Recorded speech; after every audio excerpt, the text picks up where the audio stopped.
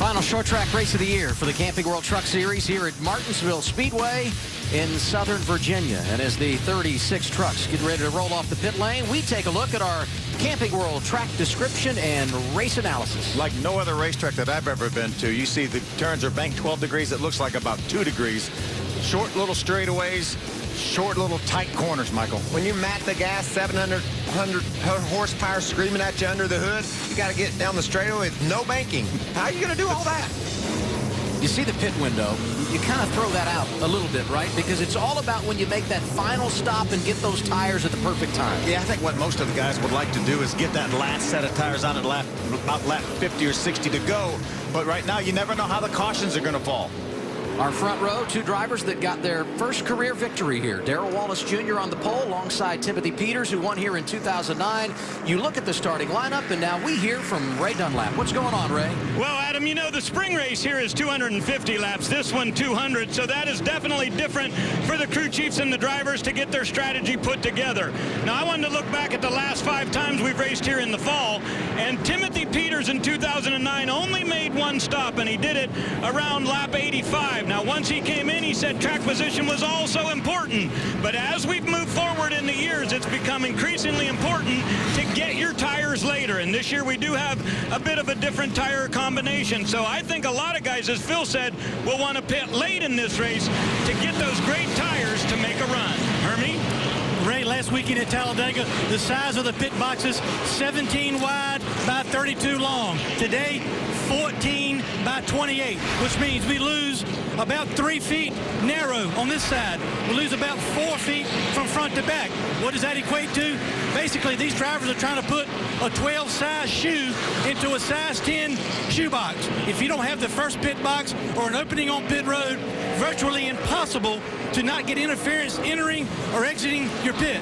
Bob Dylan or somebody's race today will be ruined by inadvertent accident on pit road. Well, you talk about shoe size. We all know that Eric Jones has a lead foot, can go right to the front, and that the 51 truck is always a threat at any NASCAR Camping World Truck Series race. But you have to go way back to the 15th starting spot. That's where Eric will start here today. An unfortunate circumstance in qualifying. A caution came out just as he was about to come to the checkered flag. He was on a pole run at that time, but because of that, that was not the lap that counted, and he has to start way back at 15. But Eric told me today, don't worry. He believes they have a shot at getting his 4th victory here in this series. Guys? And Bob, that truck was on the pole 1 year ago with Denny Hamlin behind the wheel. But as you said, Eric Jones with some ground to make up in his 3rd career start here at Martinsville today. And now we look at our onboard cameras. Here's our Ford EcoBoost camera. That's Ryan Blaney. He gained 11 points at Talladega last week to close to within 16 points of Matt Crafton. He's going to carry that bumper cam. That's Matt Crafton right in front of him. He's going to get a good look at him, and he will start from the 5th spot. Hey, Phil, it's me up here. I'm Matt. I'm starting 3rd. I'm in the Ideal Doors Toyota, and this guy won the race here in the spring. He's our defending point champion. He's our point leader. Starting on the inside of row 2, it's going to be a good day for Matt Crafton. It's a home game for that 17 truck of Timothy Peters. He got his first career win here back in 2009. He won last week. He's going to start from the front row looking for win number 2 at Martinsville for Timothy Peters. Bubba Wallace put his Wendell Scott Toyota on the pole for Kyle Busch Motorsports. That is such an honor for Bubba to be driving Wendell Scott's truck. He is fast here at Martinsville. His average finish just over 2.5. Look for Bubba to be strong all day long in that number 34 Toyota. The last 3 races in the fall here at Martinsville won by Kyle Busch Motorsports. 2011, 2012, Denny Hamlin. 1 year ago, the man that starts on the pole today, Darrell Wallace Jr. alongside Timothy Peters. Matt Crafton, our championship leader, is 3rd, alongside rookie sensation Cole Custer. All 4 involved in the championship, going off inside the top 7. Going to be a great afternoon of racing here at Martinsville. Green flag is in the air. The Kroger 200 is underway. Big issue for Ryan, the 19 of Tyler Reddick. Slow on the start here, really bunched him up. Whoa, look at the truck swinging really wide. 75 truck of Caleb Holman high there in turn 3 and 4. Side by side for third. That's Matt Crafton, bright yellow machine, 88 inside of Cole Custer. Ryan Blaney right behind him. Darrell Wallace Jr. grabs the lead, lap 1. These trucks will be battling for the bottom of the racetrack. That's the preferred line. Looks like Cole Custer is going to be able to get down in front of Johnny Sauter. And something to watch on every restart today. Which lane are you in? Inside or outside? You want that inside lane. Right where Eric Jones is right now, he's going to pull to the inside of John Hunter Nemechek. That's how easy it is when you have the preferred line there on the inside. He started 15th, talking about Eric Jones, picked up a couple of positions in the first 2 laps. And the more you can get on restart, the better. First caution of the day going to come out as the 9 goes around, and that is Brennan Newberry. You see damage. 21st. See damage to that left rear quarter panel of that 9 truck. More than likely some contact. We talked about you're going to have contact early and often here. He tried to jump in line there. It looked like in front of Mason Mingus. He didn't quite have it cleared. 3 laps completed. Martinsville, the man that started on the pole out front, Darrell Wallace Jr. Just 5 laps into the Kroger 200, already under caution.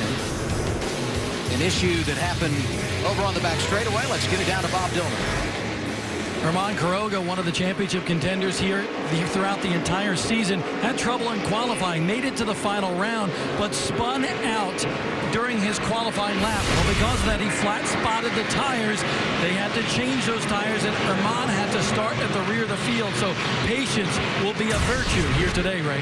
Tyler Reddick had a tough go right at the start. He caught on the radio and told his crew chief that he missed shifting into 3rd gear. He said, I'll get it better for you guys, I promise. But you notice, as you said, on the outside there you see he really did not get going, and that caused an accordion effect on the initial green flag. But he didn't lose any track position. Started 10th. That's where he will restart here as we put lap 7 on the board at Martinsville. Be important to watch his engine, though. He could have over-revved that thing here right at the start of the race. Could cause problems later.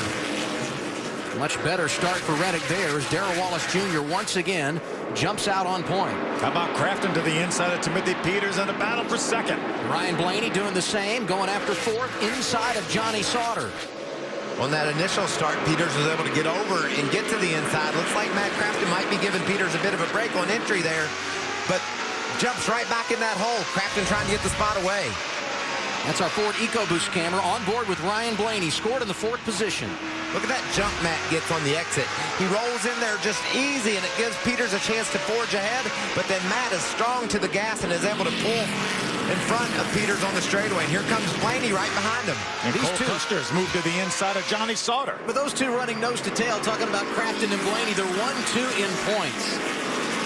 Yeah, and I can't tell you how hard that is, Adam, to be able to stick the nose in there just like Blaney did. He was having to watch what Timothy Peters' truck was doing. He had to stay off of the back of Matt Crafton, because if Blaney gets into Crafton, it causes Crafton to lose his momentum, and neither one of them are going to make the pass. That was just a great drive there by Ryan Blaney to follow Matt Crafton through that hole created there on Timothy Peters. It looks to me like the problem here for Johnny Sauter, trapped in that outside lane, can't get down to the bottom to make up any ground. Yeah, that's exactly what happened to Cole Custer on the initial start. Here's Cole Custer right here. This is when that side-by-side battle between Blaney and Peters was going on. He's going to get in the back of the 29, just ever so slightly in the back of Ryan Blaney. Hello. A little bit more contact right there. I talked about how precise he needed to be make that move, or you just bump him and move him over a little bit. Both methods work well here at Martinsville. You can stand bumping. If you're another racer and somebody bumps the back of your truck, that's part of it. If they bump you again and spin you out, then that's when tempers flare. That's going to happen. Timothy Peters is going backwards right now. He's lost a couple positions. You see Cole Custer now up to 4th. Bit of a gap back there to the battle as Ryan Blaney looks to the inside of Crafton. This is the battle for 2nd on track, and there was contact there. Blaney, though, able to wiggle. Crafton, you see Crafton signal out the window, told him to go on by, and here comes Cole Custer. Once the door opens, he takes advantage. A couple different philosophies here. We know we've got Ryan Blaney, Matt Crafton racing for a championship. Cole Custer, he's just here to win. That's all he's here for, Hermie. You're right. In the last race he ran in this series, he won at New Hampshire. That first couple laps prior to the caution, Cole Custer said the truck will not turn, a little bit too tight. But his crew chief, Joe Shear Jr., reminded him air pressures are really, really low. It'll be a lot better after 8 to 10 laps And we're seeing that as Cole Custer is making his way to the front, Bob. Ryan Blaney, 16 points behind Matt Crafton, battling for the championship. He told me right before he stepped into that truck, this is not a must-win type situation, but he needs to start closing the gap right now.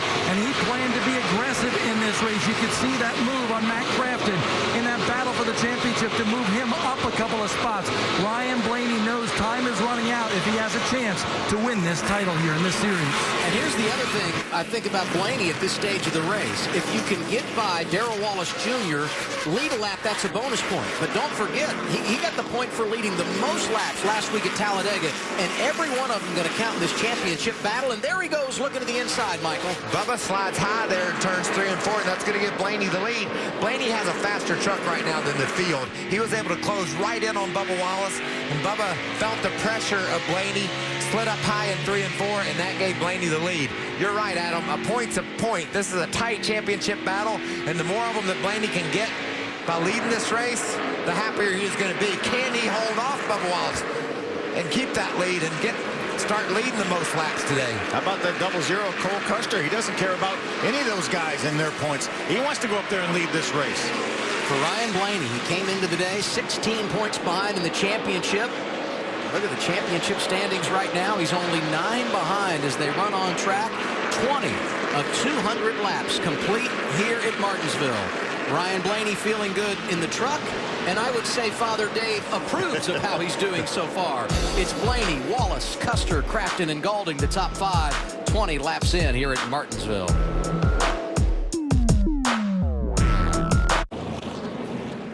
Under caution for the second time today here at Martinsville in the Kroger 200 for the Camping World Truck Series. And there you see the reason why. Fluid on track. And as we were watching the trucks while we were away, a couple of scary moments down in turns 3 and 4. All of our front-running trucks went through the gut, that stuff, and they went way high. There's Ryan Blaney, our leader.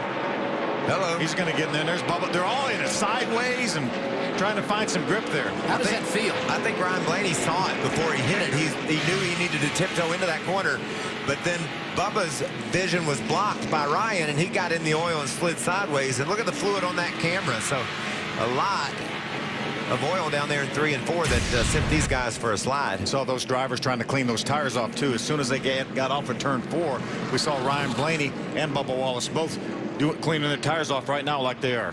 Strategy going to be big today. Anybody think about pitting? Is it way too early for that? Way too early. Way too early. Unless you're at the tail of the lead lap line, I don't think you're going to. What's going on with Timothy Peters, Ray? Well, Phil, he said he's tight in the middle, and he said when he comes off the corner, he can't just quite point it exactly where he wants to go before he gets into the throttle. So he said he thinks they need to make a track bar adjustment on this Red Horse Toyota, and Marcus Richmond said, let me think about that a little bit. I want to watch you run just a few more laps. Bob Donor? Ryan Blaney out in front of this Truck Series field.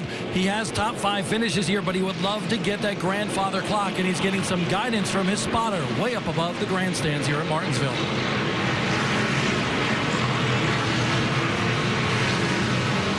It's to your bumper.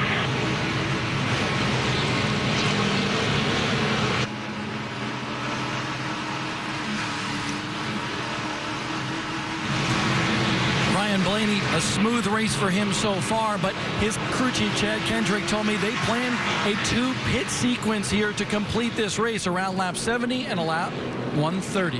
Hermie? Well, Bob, the 88 of Matt Crafton started 3rd. He now runs 4th. He told his crew chief, Junior Joyner, that he is too free. The right rear tire is chattering on entry into the corner.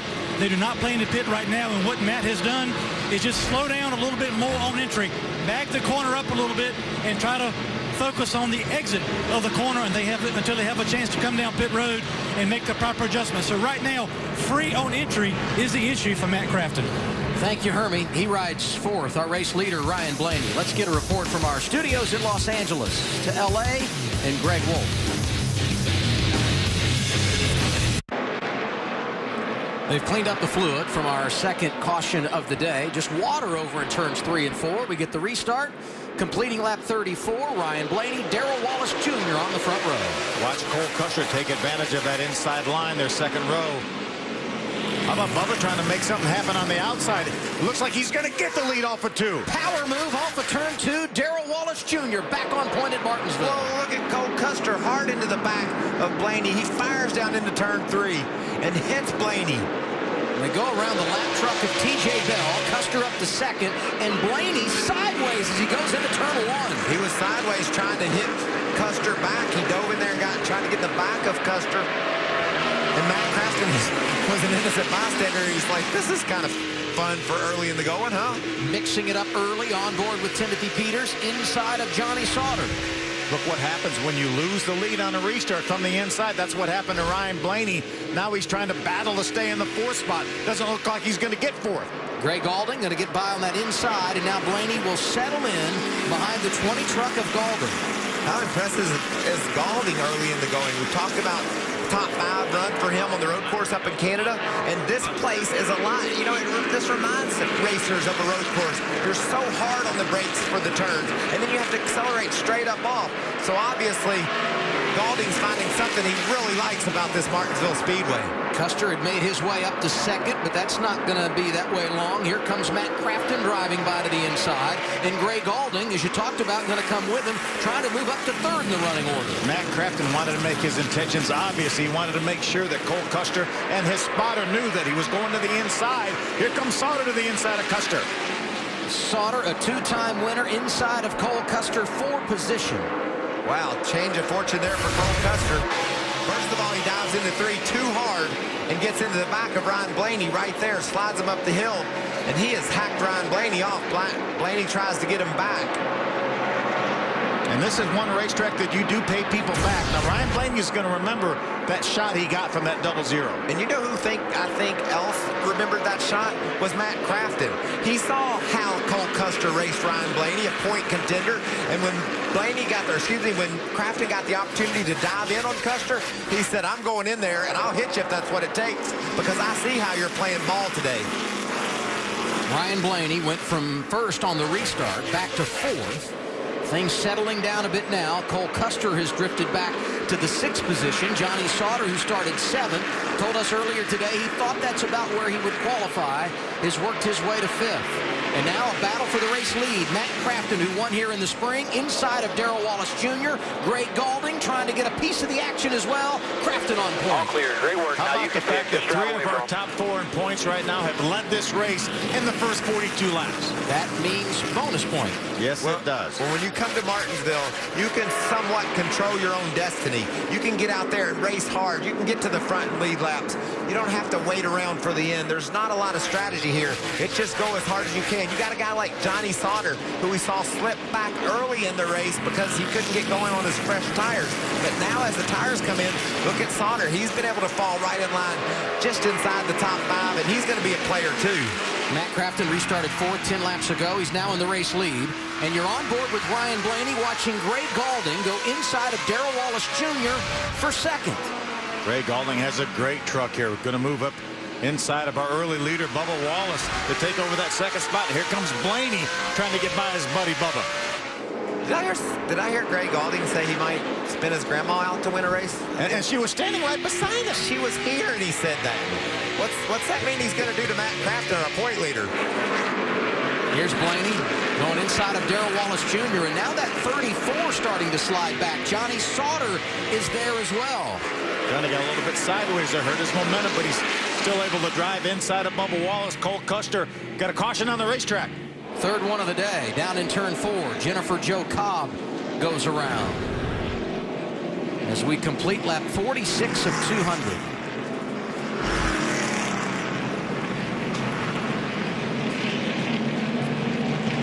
This means another restart.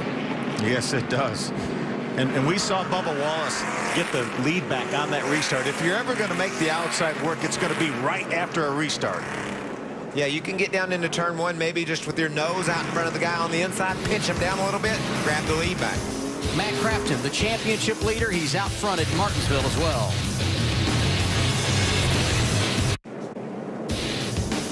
Great weekend in Martinsville, Virginia. Today it's the Kroger 200 for the Camping World Truck Series. 19th race of the year. Only 3 to go after today. Next week, Texas. Then it's Phoenix, and finish the season at the Homestead Miami Speedway. We're at the 1/4 point of today's 200 lapper. Matt Crafton comes in with a championship lead. He is out front right now. And under this caution, Ben Kennedy came down pit road, started 13th today, but was running back in the 20th position, perhaps trying to get off sequence and maybe more importantly, help the handling of his truck. Yeah, I would think so. Didn't really feel like he had much to lose, so he came down pit road, made some adjustments. He will lose a lot of track position, but he knows that the rest of the field is probably going to come in within the next 20, 30 laps anyway. Here's the reason we're under caution for the 3rd time today. Jennifer Jo Cobb over in turn 4. Looked like Cody Erickson maybe got into the back of Jennifer Jo Cobb. You can see right around. You can see the leaders were coming, and anytime the leaders are catching the back of the pack, patience run thin, and you try to dive in a hole that maybe isn't there. We thought it was too early for the front runners to come down pit road. So what were they saying in the 88 camp? We got to stay, dude. It's too early. I told myself I wouldn't come before 60, so I think there'll be some takers right here. They'll try to get track position on us, but I don't know. It's too good right now. I don't think we ran enough green flag laps to give up this set of tires yet. Couldn't agree more. Yeah, totally agree. We are well invested, too, up here, Phil. Yes, we are. It's hard to give up that lead, too, isn't it, when you're out front? Well, I just think the fact that we hadn't had that many green flag laps, a lot of cautions early, this thing could turn into a one-stop race here before much longer plays out properly. Wallace restarts 4th, Bob.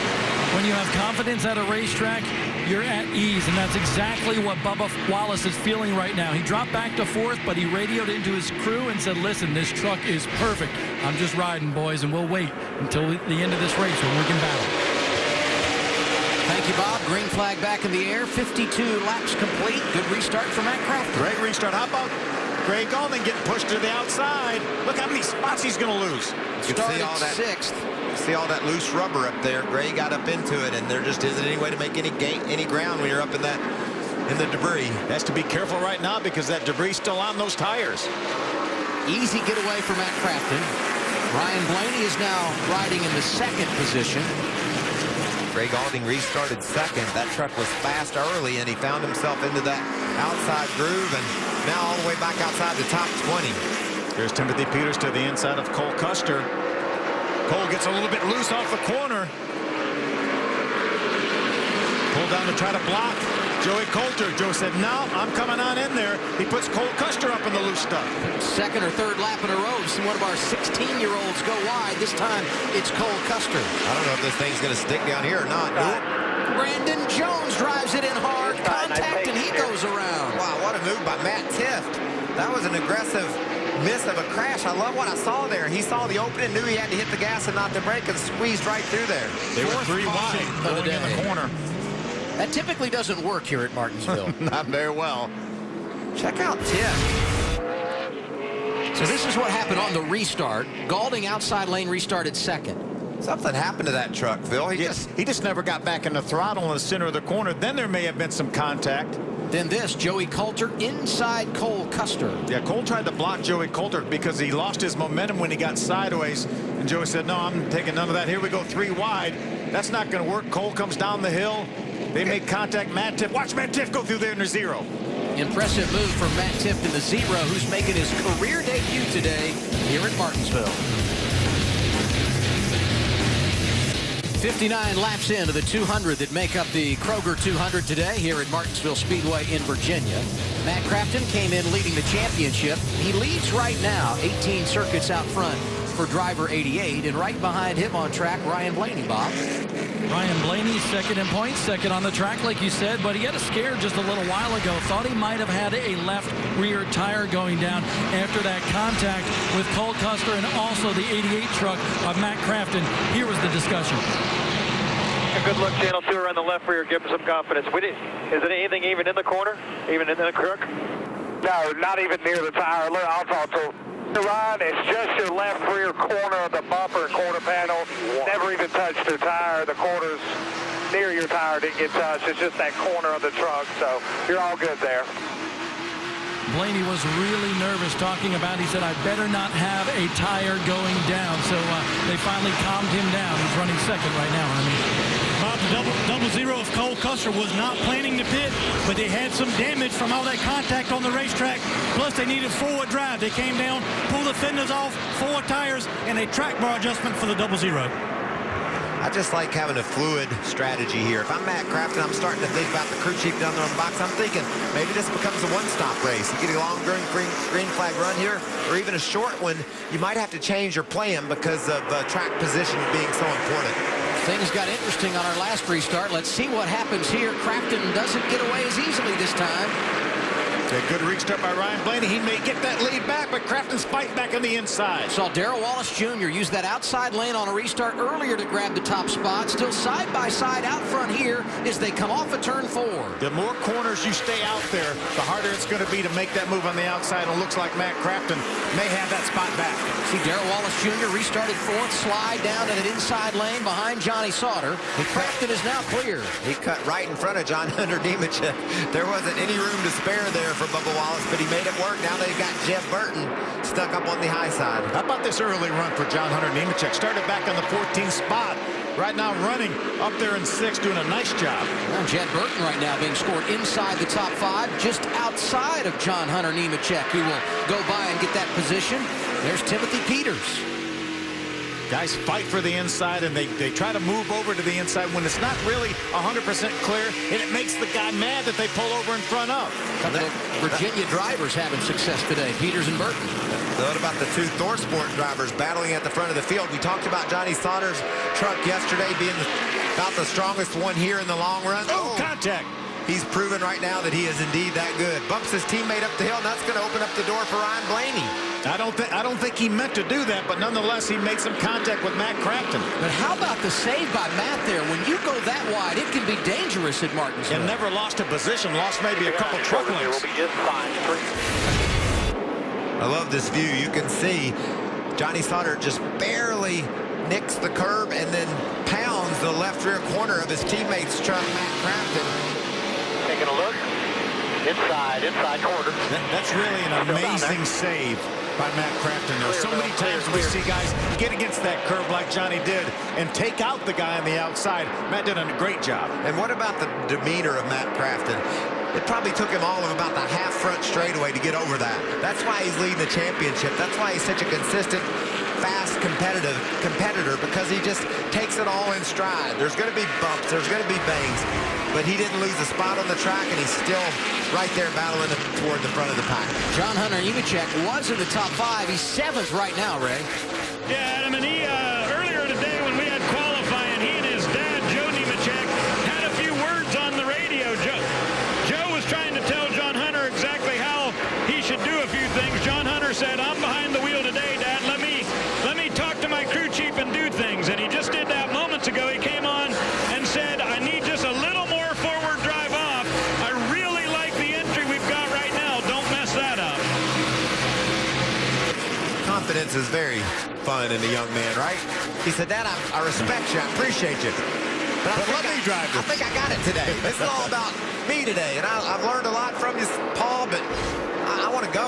And he's going. That's Timothy Peters he's right on the tailgate of. Well, and when you're behind the wheel, you kind of need to put on a different hat, don't you? Bring a different approach to the track. And remember, he has experience here. He ran 11th here their first race in the 250 lap. Eric Jones started back outside the top 12 today. Didn't make the final round of qualifying, and he hasn't been able to move up much. Right now scored in the 15th position behind Mason Mingus. That's Eric in that 51 truck. Top 10 run last week at Talladega. A win a couple of races ago at Las Vegas, but a tough time today, Hermie. And Adam, his problem started back in qualifying earlier today on what was going to be his money lap that would probably advanced him to the final round of qualifying. The red flag came out as he exited turn 4, so his time did not count. And to make matters worse, they had to go back on the racetrack to make another run to try to improve their time. So not only did they start back in 15th, they had additional laps on their tires and heat cycles to start this race. And since then, it's been a very frustrating day for the 51. A tight truck in the center. He has not been able to make up any ground just yet. Caught a glimpse of the 77 of Herman Kroger doing a nice job there. Got to battle back up towards the front. Jeff Burton, a 13 on the outside. Timothy Peters was taking a look at the inside, but had to pull back in line because of the 74 truck. What's going on with that 13, Ray? Well, Adam, Jeb's just a little bit tight in the center, but he came on the radio moments ago and asked his crew chief, Jared Prince, "Are we going to pit soon?" He said, "Yeah, we plan to, but we just heard on the this a one-stop race, they're probably going to go to 120, 125. Jeb said, I don't think our rear tires can last that long. If we get a caution soon, I'm coming in. You called it, Michael. Yeah, you gotta be willing to take a chance, make a change. And these crew chiefs are so smart. They've got a playbook, Phil. They said ideally we'd like to pit around lap 75 if there's a lot of green flag laps. And then after that around lap 140 or so, and we'll go to the finish. But as soon as the green flag flew today and there were a lot of cautions early, they flipped a page and looked at maybe play number 2, play number 3 to adjust that strategy. We've only had 50-some laps right now under green. We've completed 76 laps as Bubba Wallace is able to get by Ryan Blaney. Here's Timothy Peters right up on the back tailgate of Ryan Blaney. I'm telling you, Phil, I'm liking this Timothy Peters truck. We know how smart Timothy is on a short track.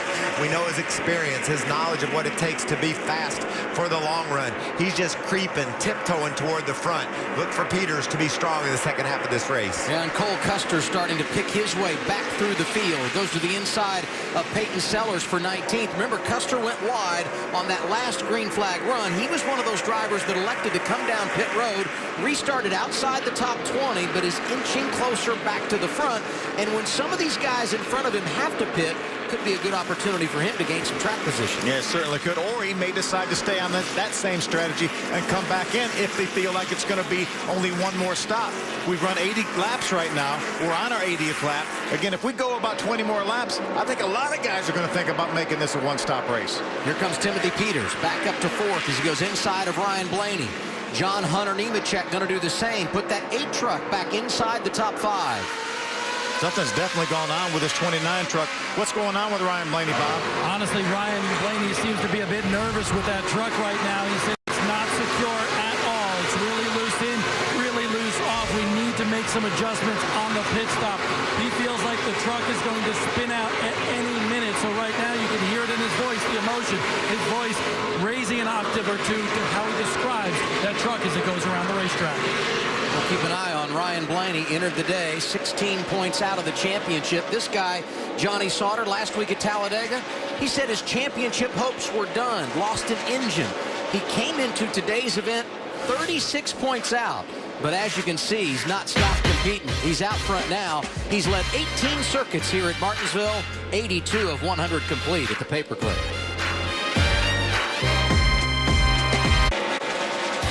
Johnny Sauter out front in the Kroger 200 at Martinsville, Virginia. He's led 26 laps. That's more than any other driver. 90 of 200 complete now. 10 shy of halfway. The advantage for Sauter, 4.4 seconds over second place and teammate Matt Crafton, Darrell Wallace Jr., Timothy Peters, and John Hunter Nemechek complete the top 5. That's a huge lead right now for Johnny Sauter. Good gracious. You don't see that at Martinsville this early in a truck race ever.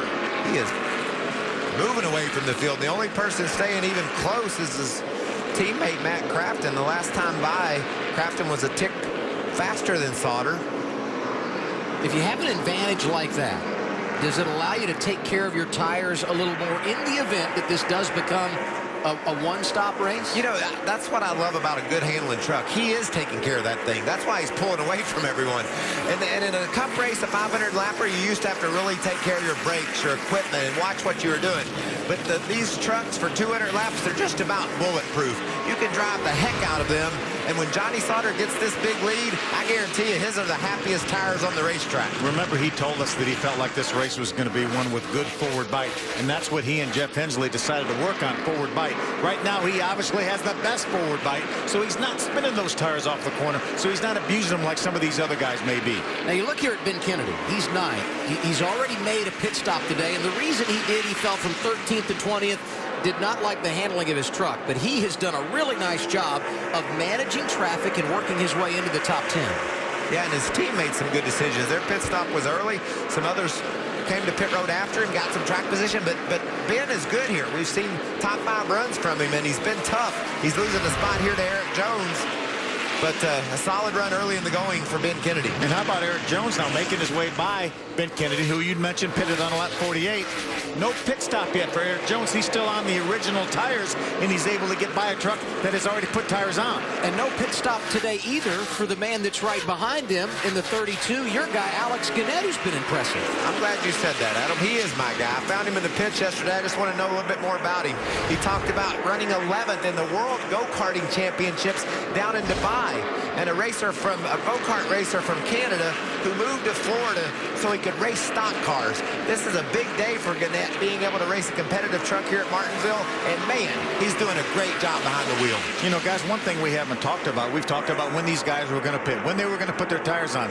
If this race goes about 30 more laps in the green, we may have to see some of these trucks make green flag pit stops because they elected not to pit on lap 48 or lap 57. And that's the last thing you can have here at Martinsville. If people stay out and you make a green flag stop, you're going to lose a lap for sure. You'll probably lose 2 laps, and your chance at winning the race, you're going to lose that too.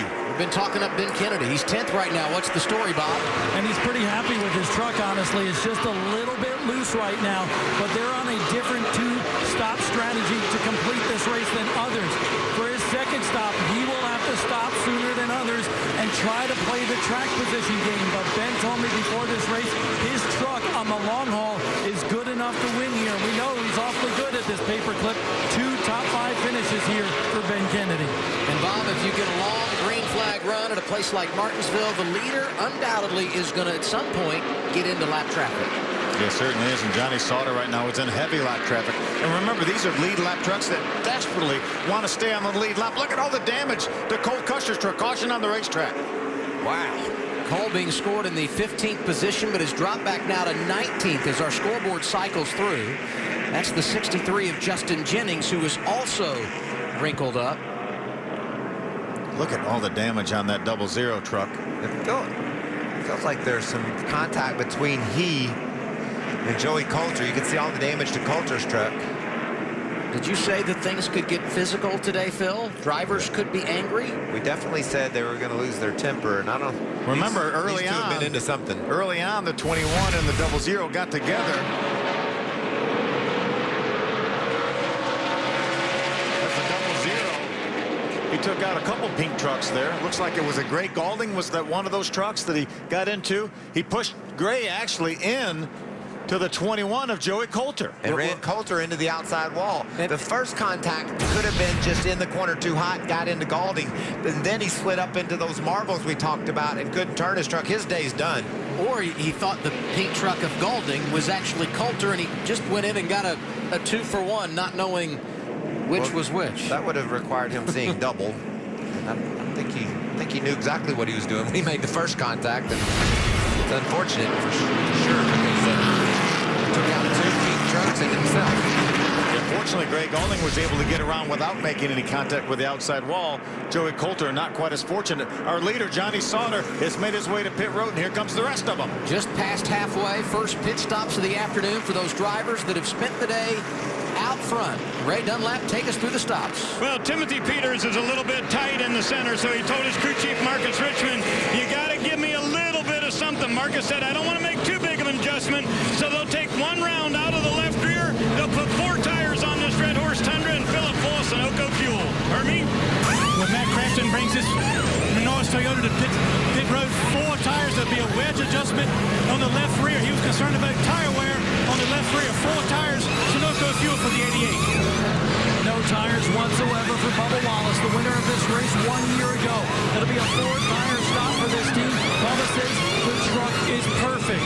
Johnny Sauter makes it off of pit road first, but the battle for second off, and Bubba will be the second truck off pit road. When you qualify on the pole at Martinsville, you get the #1 pit stall. Worked out for Bubba Wallace there. Came in 3rd, exit 2nd. We reset the running order when we return to Martinsville, Virginia.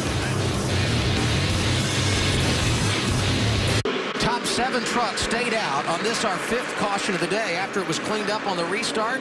And here comes Bubba Wallace on the restart, running to the front. Austin Hill has the race lead. What a mess down the back straightaway. Johnny Sauter had a moment. He was in the middle of a 3-wide battle. Caution on the racetrack. Timothy Peters forced his way to the inside of a black truck, and that put Sauter 3 wide on the outside, and those trucks all made contact, almost a crash off turn 2. I believe it was the 99 of Brian Silas. Johnny Sauter was completely sideways on exit of turn number 2. There's the debris. On board with Matt Crafton, who restarted just inside the top 10. Johnny Sauter right in front of Matt Crafton. That opened the hole for Peters. He goes to the inside, but look, Silas stays in there, and it knocks Sauter sideways. I'll tell you who opened the door for Peters was Darrell Wallace Jr., who jumped out of line and looked like a fullback leading the way. Check this out. And Timothy Wallace in that Peters, blue truck. Timothy Peters says, nice hole, Bubba. Think I'll go through it. How about Eric Jones driving by on the inside? There's Bubba going by in the blue 34 truck. Silas is up the hill a little bit. Here comes Timothy Peters. Him and now Johnny Sauter, Timothy Peters, Brian Silas all together. And watch all these trucks go by on the inside. The view from our Ford EcoBoost camera with Ryan Blaney. All in the back of Matt Crafton. There's the debris. Looked like it may have came off Brian Silas's truck. So Joey Coulter makes his way down pit road as we get our 6th caution of the day. We had some drivers at the front that aren't typically up there because they had stayed out under caution. This is early in the race. That's when the 00 Cole Custer got a little bit sideways coming off the corner, lost his momentum. Joey Coulter pulled to the inside. The 00 blocked him. Joey made contact, and this is retaliation right here. He gets into Greg Gaulding, who knocks him into Joey Coulter. Here's Cole Custer. This is after the caution came out. That's Joey Coulter, obviously noting his displeasure. We're in Martinsville, aren't we? We talked about it. We know there are going to be people that are going to be mad after this race. There's obviously people that are mad during the race. There were some that were a little ticked off before the race, I'll be honest with you. What's happening with Cole Custer now, Hermie? Well, obviously a lot of problems right now, Adam, with the 00. But prior to that last string of accidents on the racetrack, the 00 of Cole Custer had reported that he did not have brakes on this 00. So they caused a lot of problems for him on the racetrack and a lot of damage to the nose and to the right front of the 00. Bob? Hermie, we mentioned Ryan Blaney really loose around this racetrack. They've made some major adjustments on that truck, but I want to take a look at the tires that came off the truck here. The left side tires had an interesting rubber buildup here in the garage area right now. Behind pit road are the tires. Take a look at all the marbles that built up on the left side tires. Chad Kendrick believes this is the reason why Ryan Blaney got a little bit loose on the racetrack, but I also want to show you the right front tires. Remember, 80 some odd laps on this tire, starting to show some cords on the inside of the tire. So some major adjustments to this truck, but it's certainly a concern for the 29 team down here in the garage area. Yeah, the left side tires that we showed earlier, I think what Chad Kendrick's more concerned about is the graining of that tire. Not you see the lines, the crossways lines. It's not the buildup, because when you slow down, that's when you're going to get that buildup. But that graining right here, that's what he's more concerned about than he is that rubber buildup. I look at our leaderboard. Austin Hill, who had pitted at lap 57, stayed out on that last caution. He and Peyton Sellers 1-2. Brennan Newberry, who's had some problems today, will restart 3rd. Darrell Wallace Jr. is 4th. Had that bonsai move on the last restart. Then it's Brandon Jones, Gray Gaulding, Matt Tiff, Eric Jones, Johnny Sauter, and John Hunter Nemechek, the top 10. Some very interesting names, varying strategies right now at the front of the field. A lot of teenagers up inside of our top 10, and like you said, varying strategies. It'll be interesting to see how well Austin Hill and Peyton Sellers can hang on. We saw how aggressive Bubba was on that last restart. He's going to come from the outside of row 2. His options will be limited. He can't really get them 3 wide down into turn 1. It'll be a fun restart to watch. Now our 4 track facts as we get set to go back under the green flag. 30-second race here at Martinsville. Yeah, how about this? All 20 seasons of the Truck Series, we've had Martinsville on the schedule. Bubba, the only rookie to win. We talk about first-time winners here, but the only rookie to win at this racetrack, and he done it last year. And only one time as a driver won here and gone on to win the championship that season. It was Johnny Benson back in 2008. Matt Crafton did win here in the spring. Our championship leader restarts 15th with 86 laps to go. How about that move by Johnny Sauter? He's going to make that move on the inside. Push the 0 of Matt Tiff up the hill. He took a page out of Darrell Wallace Jr.'s book there. Well, you remember what happened on the last start? restart. Sauter got put 3 wide to the outside. He wasn't taking any chances that happened this time. He dove to the bottom. I don't think Johnny's going to waste any time to getting back towards the front here.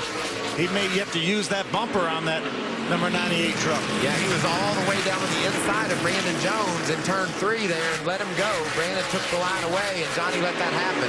Darrell Wallace Jr. a little more patient on this restart. Works to the inside of Peyton Sellers. Put that 34 truck up to 3rd in the running order. How about the job that Austin Hill's doing in his debut? How about Johnny Sauter all the way down to the bottom of the racetrack at the 33, pull down the block. I like the job Brandon Jones is doing right now. He said, Johnny, I'm going to finish this pass if you'll leave me alone. Cut Sauter off, took the spot away from Sellers, and now Greg Galding's trying to fill that hole. A couple of guys running for the championship here. First and second coming in. That would be Matt Crafton in the 88 and the 29 of Ryan Blaney. Yeah, these guys right now outside the top 10. We've had several trucks that pitted earlier stayed on the racetrack on this most recent caution. I'll tell you, a guy that really needed that caution and a chance to get to pit road was Ryan Blaney. He had to have an adjustment on that truck. He was in danger of losing a lot of ground, and we see him lose a spot there to Crafton. Finally making the pass there on Brandon Jones as Johnny Sauter. He tried to get it done a couple of times, and now it's over with. And Greg Galding looks to the inside of Jones. Jones is taking a big chance here. Every time he cuts a guy off, the guy that he's cutting off has a decision. Do I hit him or do I let him by with it? That time and the time before he's gotten by with it. I don't know how many more times that'll happen. I don't think it's going to matter. He's not going to get by with it too many more times. Now Greg Galding's going to get to the inside. He got sideways. He had a bad angle getting down in the corner because of the block. And Eric Jones going to pull through as well. Jones running as good as he has today. That would be Eric, the 51 up to 6th after starting 15th earlier in the race. This is as good as they've been today, and now he's looking to get a little more inside of Greg Galding. He's lost another position, Ray. And for Greg Galding, it took them about 55 laps to get him calmed back down after he got knocked out of the running order and lost all those spots. He was really irritated, and they said, look, you've got to get back to running your line, hitting your marks, and figuring it out. Once he did get calmed back down, his lap times improved by about 3/10. Hermie? Well, Ray, the 51 of Eric Jones is doing a super job, especially when you consider he fought a loose truck in a bad starting spot through the first half of this race. But also, got to give a shout out to Eric Phillips, his crew chief, not only enriching this truck and making it better on the racetrack, he's done a tremendous job of coaching this young man on being patient and wait till they make some adjustments to this truck on pit road. So now they have sold Eric Jones on the fact that he can run up front with the leaders, and he's making his way towards the front. And Hermie, he pitted at lap 103, so Eric Jones on that same cycle as our other guys that have led laps today. Very good for that team to be in this position with 77 laps to go. He really showed a lot of patience early on. He stayed outside the top 10 early in this race. Now when it really counts, he's making his way towards the front with 77 laps to go. But what an outstanding job that 92 of Austin Hill's doing. Remember, he's got about 50 laps more on his tires than Bubba Wallace does. Bubba pitted out lap 103. Bubba's probably going to be able to make it by. But remember, Austin Hill, what a great debut here for the guy that won the last 2 K&N East races this year. Yeah, got to victory lane at Greenville and also at Dover. Great way to end the season there. Nice truck debut this afternoon. But he does go from the lead to 3rd. Bubba Wallace drives by, and Johnny Sauter picks up the 2nd position. Austin Hill was out front for 21 laps today.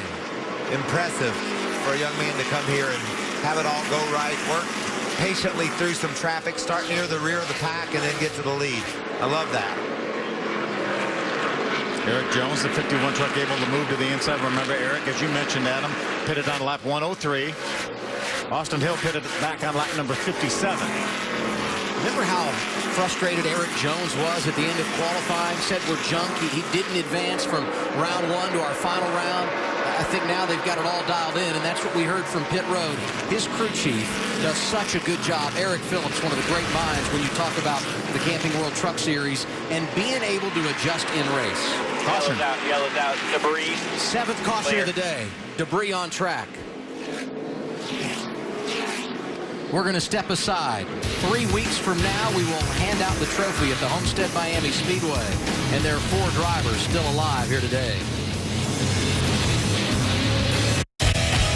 Today on Fox, it's going to be a good old-fashioned Texas brawl. What the pace! as the 10th-ranked TCU Horned Frogs enter the ring against in-state rival Texas Tech.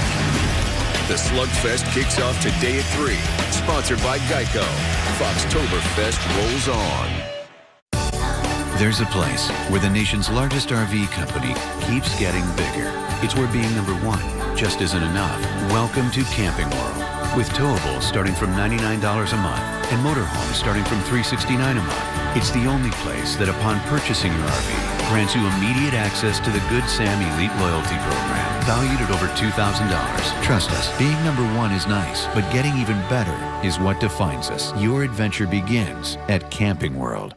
Okay, what you put in the back of your truck is all about what you put in the front of your truck. And here's the main ingredient. Ford Super Duty second generation 6.7-liter power stroke diesel, which makes this the most powerful Super Duty ever. It delivers more max towing power than any other pickup. 31,200 pounds. This is Ford Super Duty. Ford Nation members can win prizes throughout the NASCAR Sprint Cup Chase, including a 2015 Fusion. Sign up at joinfordnation.com. There was no question she was the one. She reminds you every day. But your erectile dysfunction? That could be a question of blood flow. Cialis for daily use helps you be ready anytime the moment is right. You can be more confident in your ability to be ready. And the same Cialis is also the only daily ED tablet approved to treat symptoms of BPH, like needing to go frequently or urgently. Tell your doctor about all your medical conditions and medicines, and ask if your heart is healthy enough for sex. Do not take Cialis if you take nitrates for chest pain, as it may cause an unsafe drop in blood pressure. Do not drink alcohol in excess.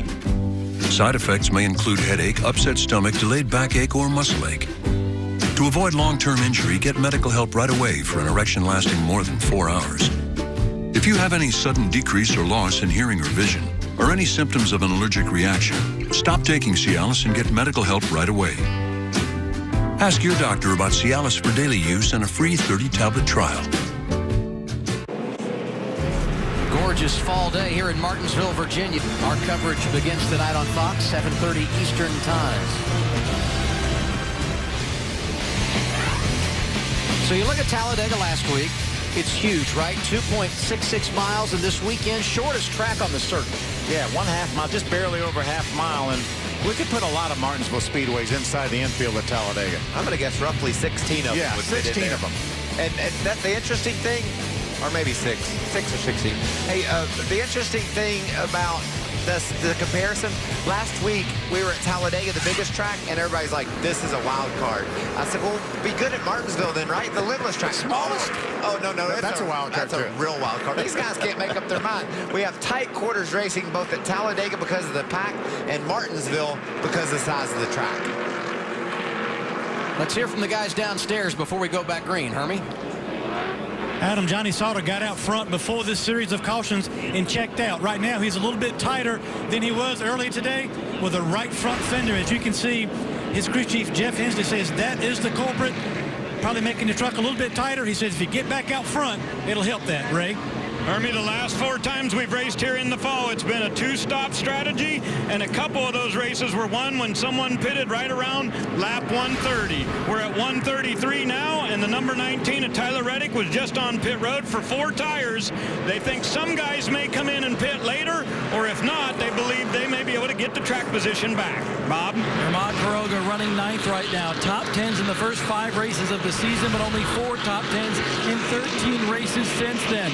But he is out of tires. Remember, he flat-spotted tires during qualifying.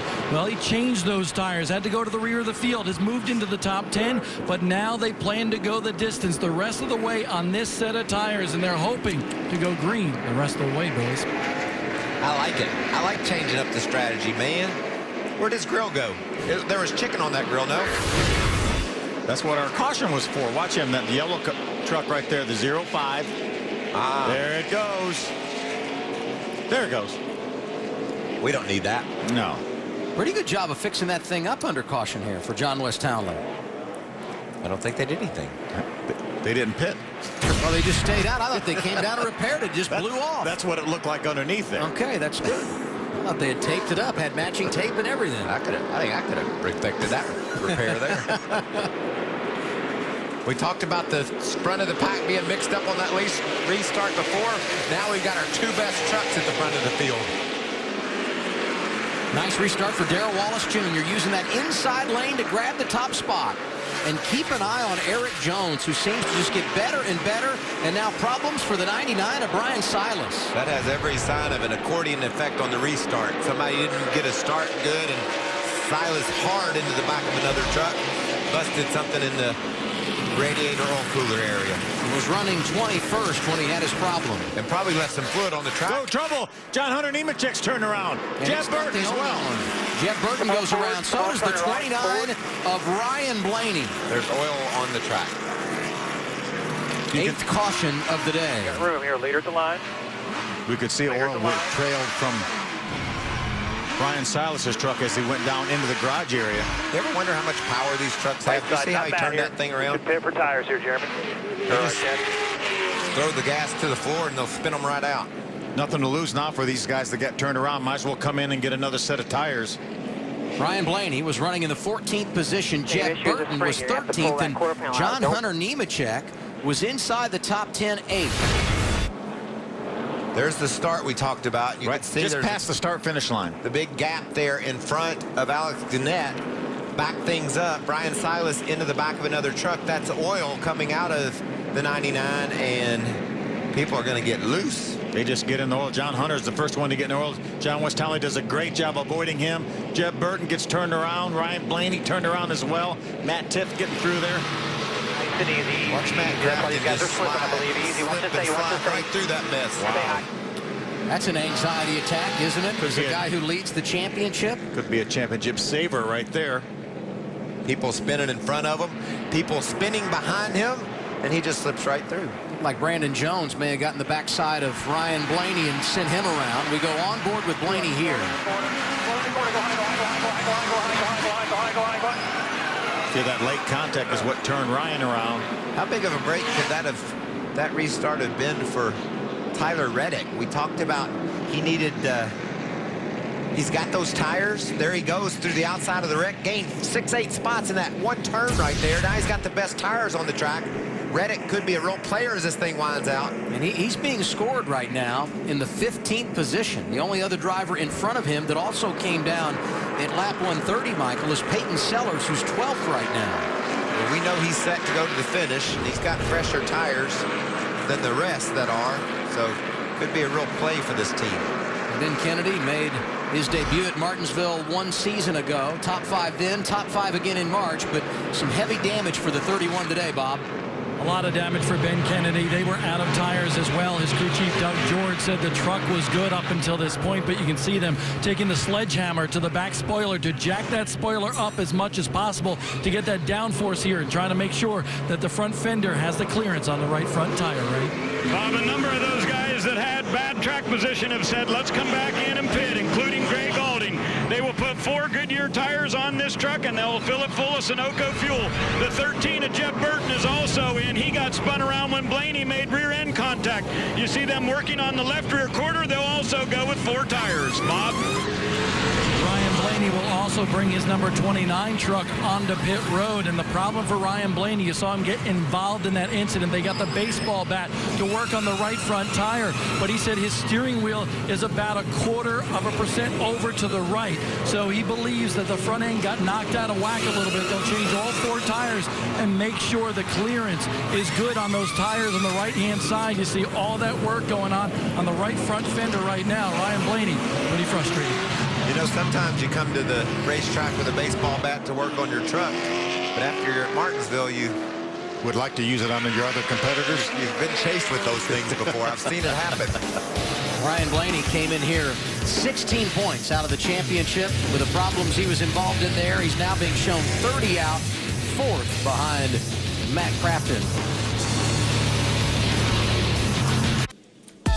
3 races and 56 laps to go till we are giving away the 2014 Camping World Truck Series trophy. We'll do it at the Homestead Miami Speedway in 3 weeks' time. And we look now at where our 4 front runners in the title chase are on track. Darrell Wallace Jr. led the most laps today. He's out front right now. Johnny Sauter We'll restart on the front row with him. Matt Crafton, not a bad day. He's led laps in his 9th. And Ryan Blaney, who also has spent some time out front this afternoon, right now in the 23rd position. He's got a lot of work to do to get back into this one. He does, but he's going to make his way up here. That's going to change a lot before the end of this race. But he's my main concern, though, because his day has gone bad from the start. He was strong early, but he's faded. And now he's got some issues down on pit road, it sounds like. Yeah, Bob was talking about it. Let's hear team radio under caution here. Oh, there, but I think we're past the point of hitting. Off. Maybe my orange center straight is straight up. Normally it's about an 8 to the right. Trying to feel it out. Doesn't feel terrible, but that 8th to the right, that should be fine. Like eighth of a turn. Of a turn, yeah. It's just a bit off. He doesn't like where it is compared to where he started the race, but a little different toe package there for the front. We saw the damage on the right side. Probably affected the toe a little bit. No problems for Darrell Wallace Jr. at this stage of the race, Bob. No problems, but a different game plan now for the rest of the race with just 54 laps to go. That's his normal number. He's running the 34 this weekend here in Martinsville. But Jerry Baxter, his crew chief, just told me they're probably going to stay out the rest of the way. He wanted to stop, but with where the 29 and the 88, his closest challengers in this championship battle are running right now, he doesn't think that he could stop at this point. He has to ride the strategy that they're in right now. They're in the lead, in control, so don't look for the 34 to come down pit road again. Darrell Wallace Jr., big college football fan, loves the Tennessee Volunteers. His crew chief Jerry Baxter, he's a South Carolina fan. They're going to go to the game together next weekend. And we've got some Ole Miss fans down in the infield. You know that's the only team that's beat Alabama this year. You know, Larry Mack just cringed wherever he is when you said that. He probably did, didn't he? And Mississippi State's up in Kentucky today playing, right? #1 in the country. Against the Kentucky Wildcats. Well, we're going to go green next time by, but as they continue to try to get all the trucks in their place, they add a lap. Johnny Sauter going to restart second here. What's he saying under caution? Ian, 26 trucks on the lead lap, and it'll be probably 50 to go when we get the green, just to let you know. At 10-4. Well, crew chief Jeff Hensley is telling Johnny Sauter, much like Bubba Wallace, we're past the point of being able to come down pit road, get 4 tires, and get this track position back. Basically, you got what you got. Try to get this truck to victory lane, but we do not plan to come back to pit road. There's Jeff Hensley, the crew chief, on the 98. And this is an important race for him, Hermie. His home is 10 miles from the racetrack, and he's gone to victory lane here 3 times, including 2007 when he and Mike Skinner teamed up for the only season sweep at the Paperclip. Yeah, Jeff Hensley's so good here. Cousin to Jimmy Hensley, who ran so well here. I remember him winning a truck race here for the King, driving for Richard Petty. And this is when the action picks up. You ride around under caution.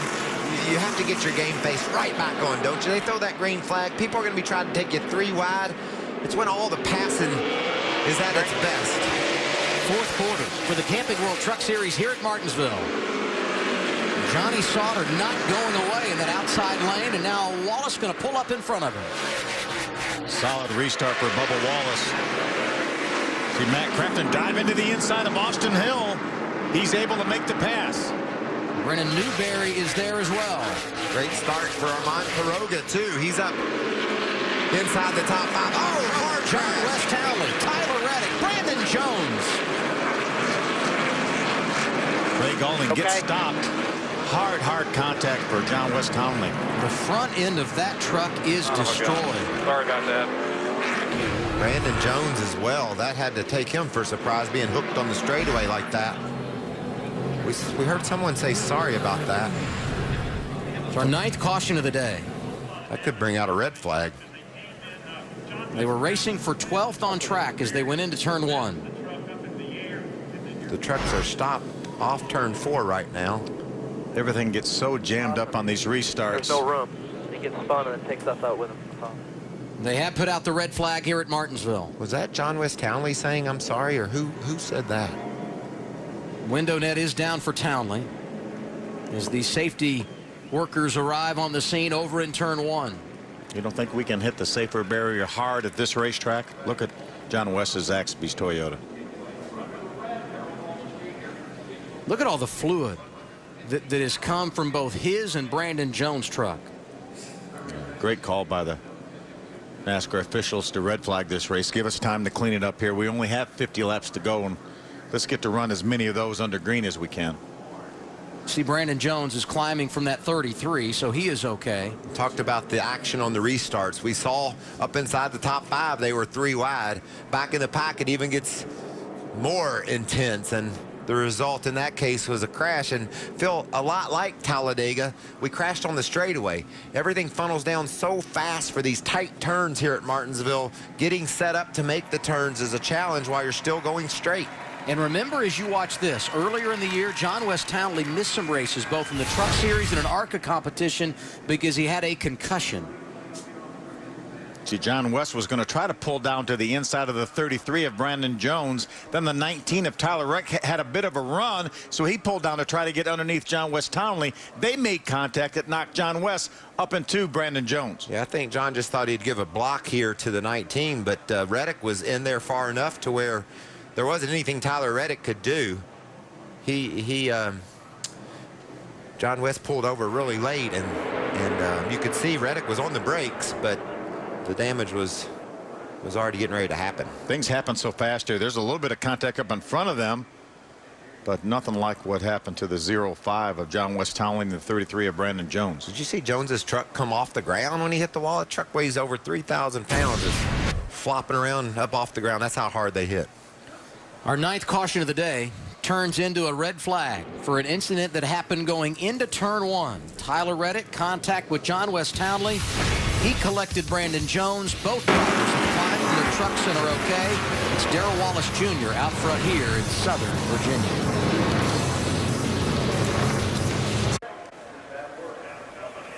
Big weekend here at the Martinsville Speedway. Today, the Camping World Truck Series. Tomorrow, Race 1 and the Eliminator round of the chase. We'll get you ready. A 2-hour edition of NASCAR Race Day. It happens at 10:30 a.m. Eastern Time. And then a look back at what happens here at Martinsville tomorrow night on Victory Lane, 8 o'clock on Fox Sports 1. Somebody's going to punch their ticket for Homestead for the championship race. And well, maybe. We don't know that. I mean, you know, it's possible. Yeah, possible. A non-chaser could win. You're exactly right. I thought you were going to say someone could get punched, and I do agree with that. Probably will happen, too. Someone could get punched, and someone could punch their ticket. I guarantee if one of those chasers, one of those guys right there win this race on Sunday, it's going to be the nicest 2 weeks that they've ever spent at a racetrack. Go to Texas, just try to win again in Phoenix, and just know that you're going to be racing for a championship in NASCAR. You could argue that Kevin Harvick is the guy after what he did at Charlotte, how consistently they've been out front. Starts 33rd tomorrow. That's a big chore here. But a fast car in practice, though, so you can't count him out. And again, with a 500-lap race, we're talking about a 200-lap race here and talking about pit strategy. With a 500-lap race, you know that his guys, Rodney Childers, can do a little two-tire thing, stay out one time when everyone else pits, and try to get that car up front.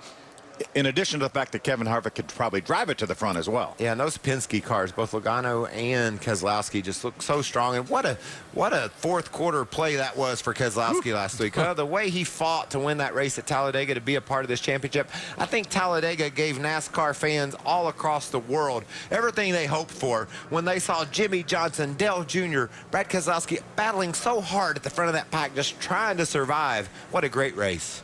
And we've been entertained today with the Camping World Truck Series. Our 9th caution turned to a red flag. And here's what got it all going. Tyler Reddick down the front straightaway, blue 19.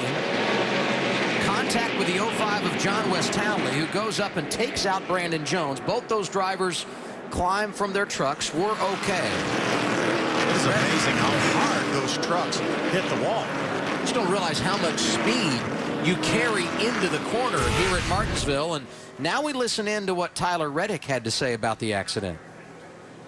Can't believe that. He's not very intelligent sometimes. Yeah, I think he just wanted to wreck himself on your hood. Got to know that he doesn't have the momentum, and I'm inside of him before he even gets to the dang flag stand. If you put that together, I've easily got him. I don't know what he's thinking. Well, when you race at Martinsville, decisions are made in a hurry, and John West, we've seen that all day long, and I talked about it earlier. You block a guy, the guy you're blocking has a choice. He can either let you have that spot or he can take the spot away from you, and the more laps that wind down and the further you get into the race, the less likely those blocks are going to work. And that was just a situation where Reddick decided that it was too late for John West to block him, and he didn't let that happen. And there are some times when it's too late to even make any other decision. You've already committed. Somebody blocks you, then you make contact before you can do anything about it. And I think that's how that started. I think Reddick was surprised that Townley continued to come over when he had his nose inside there. So you're right, Phil. But you block, you're taking a chance that the guy won't let you pull that block off. The driver's sitting and waiting under the red flag, just like the crew chiefs are, Hermie. Well, Adam, Jeff Hensley is the crew chief for Johnny Sauter, and your driver was out front early. He's back up to second, but some damage to the right front of your truck. Any concern to you? Well, I mean, we were a little bit tight when we were making our way up through the field. And when we got out front, the truck was really, really good. I mean, we got out to about a 5-second lead, and he was just cruising. And running second with a little right front damage, we're a little bit snug behind the 34. But, you know, our long runs have been our strong suit today, and unfortunately, you know, we're not getting them right now. But, you know, if we can get back out front, I think we got a shot at it. But, Johnny, this is Johnny's place here. I mean, he gets around here really good, and we got a pretty good Smoky Mountain Chew Toyota, so we'll just see what happens. That's Jeff Hensley. Pretty good spot right now. He is P2, Ray. Let's hear from Marcus Richmond. He crew chiefs for Timothy Peters. Such a special racetrack here for you guys. I'm assuming that you're now on a one-stop strategy. Is that correct? Yes, Ray. I think the Red Horse Racing Tundra is really good today. We started a little too tight, and we got it freed up now, so we really need some long green runs, so I don't think we need to pit anymore. So with 50 to go, I don't think the cautions are still over, so I wouldn't mind seeing this thing go 50 green flag laps here. What has Timothy said about the truck and his chances of getting to the front? Well, like I said, we was tight the first run. We freed him up some.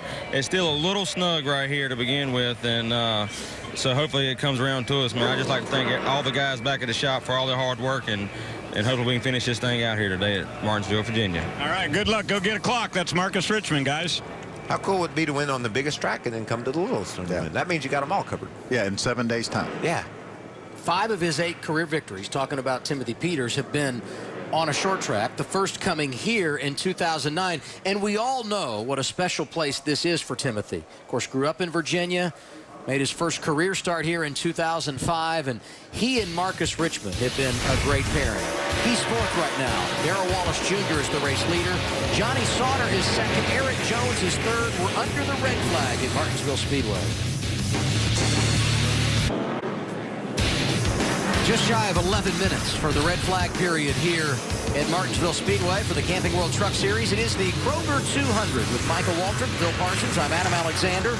Bob Dillner, Hermie Sadler, Ray Dunlap handling our pit road coverage today. 49 laps to go, and Darrell Wallace Jr., who won this race last season, is out front again. Would you think that 10-minute break was enough time to give these guys that are mad at somebody enough time to cool off? That usually just got me madder when I got the chance to sit there and think about it. So probably not. This is interesting, though. We've talked about the success that Bubba Wallace has had here at this racetrack. An average finish of 2.5 with a win.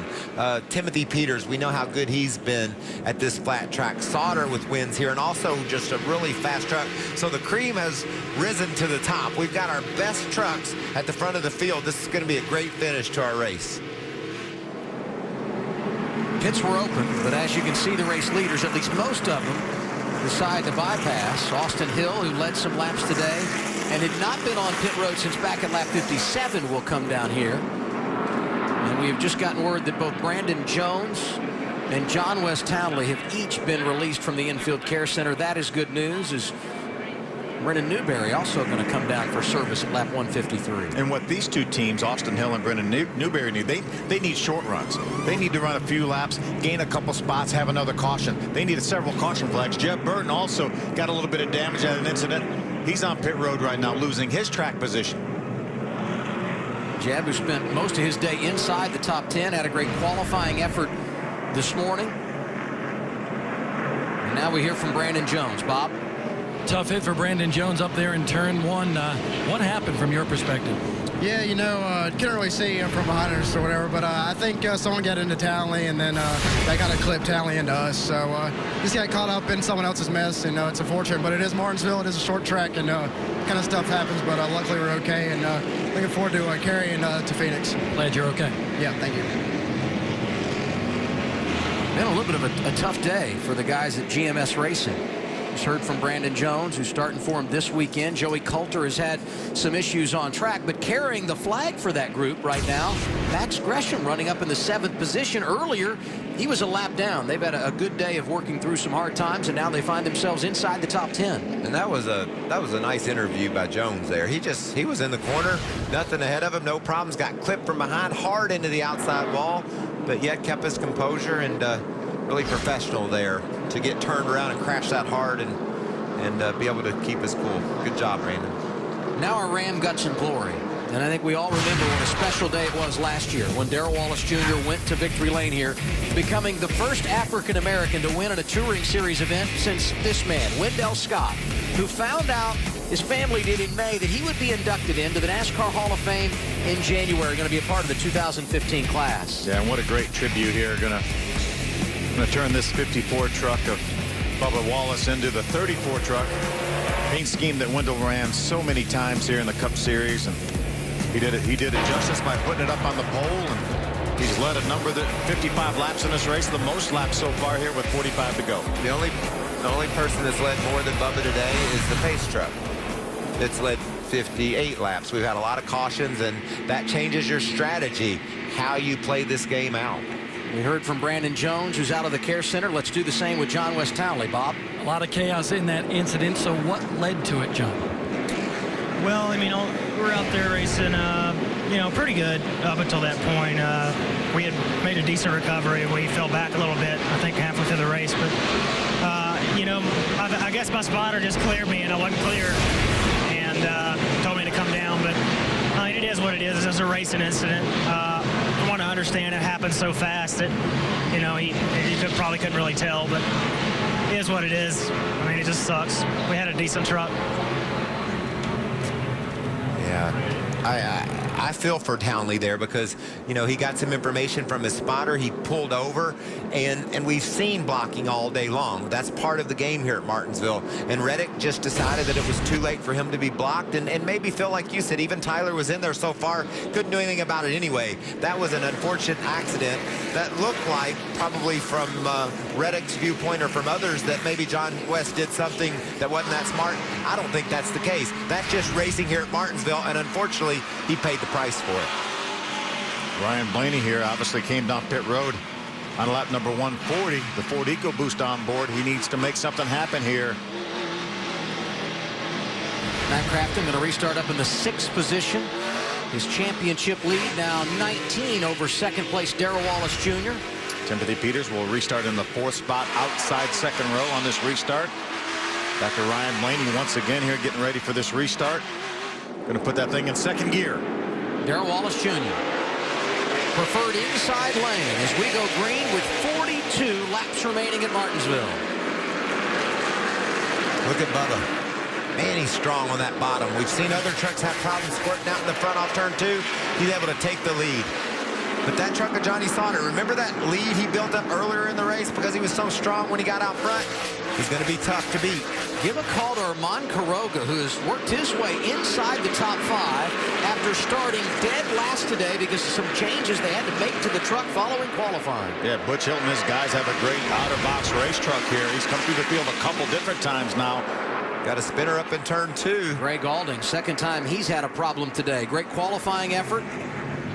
Running second earlier on a restart when he went wide, had an issue, got out of sequence with the race leaders as far as pit stops are concerned. And once you lose track position here, it's tough to get it back. He was running 20th, and it looks like an issue there. Left rear tire is down. He's going to stay on the racetrack to try to catch up to the field before he pits. That left rear tire was down when he got to the center of the corner. Did a nice job of keeping that truck out of the outside wall. Now if he can make it back around the pit road, get caught up for the field, he will stay on the lead lap. There's a little bit of contact right there. That's probably what cut down that left rear tire, the contact with the 21 of Joey Coulter. Coulter into the outside of Galding, cut his left rear, and around he went. Can he get back to pit road and stay on the lead lap, Phil? Because yeah, he's just about here right now. That's the commitment line as he gets to it. He's got a really fast truck. It's not too late to get a top 10 for Gray if he doesn't lose a lap here. They're going to have some of that crew lift up on that truck. It's too low now from that flat tire to get a jack under it. Cody Erickson will get the free pass, and bidding that Gray Gaulding can stay on the lead lap. That will give us 25 trucks on the lead lap. That's what I talked about earlier, Adam, why this is a wild card.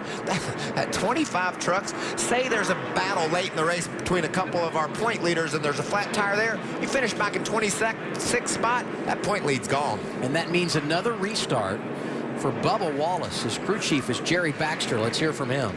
Jerry, you told me that you got forced into this strategy. You wanted to make an extra pit stop, but can't now. What do you think about that and Johnny Sauter on your back door? Well, what I know for sure is there's about 6 awful fast Tundras up front there. Happy with that. Concerned about Sauter. I think him and I are the best trucks out there right now. We'll just have to see how it plays out. See how it plays out, but Bubba Wallace said the truck is awfully good. He has now led, Bob, 62 laps. Next in line in that category is Johnny Sauter with 38. So he is closing Darrell Wallace Jr. on clinching most laps led in today's race. So we've been talking about how strong he's been on these restarts on the bottom of the racetrack. Obviously, leader preference. Everybody will pick the bottom here at this racetrack. We saw the lead get taken away from the trucks on the outside a couple times, but Bubba Wallace has been rock solid on these restarts. So with 37 laps to go, there are some drivers that we should talk about in the top 10. We mentioned Armand Quiroga, who's 5th right now. Talked about Max Gresham, who finds himself 7th. How about Peyton Sellers, a one-off? This deal came together late, but right now the Virginia native scored in 8th position. Mason Mingus, 3rd start with Billy Boat Motorsports, having the best run they have had in that 15. He's 9th. And Matt Tift, first time he's ever been behind the wheel in the Camping World Truck Series. The 18-year-old out of Ohio, who's a student at UNC Charlotte, finds himself 10th with 37 laps remaining. Yeah, all these drivers doing an outstanding job. Right now, Ryan Blaney has made his way up to the 15th spot. He was 17th on the last restart. Now he's up to 15th. He's gaining a little bit at each time. And the guys at the back of the pack, they need short runs. Get 2 or 3 spots and then have a restart. Jumble it up a little bit, gain a few more spots. Good job by Matt Tift, though. I think this kid's got so much talent. You and I watched him, Phil, in the ARCA Racing Series, finish 2nd, his career best last month at Kentucky, and there was no doubt he was the guy to beat at Kansas in the season finale. Had a tire go when he was leading, hit the wall, but I think everybody has figured out, and that time he had behind the wheel driving for Ken Schrader.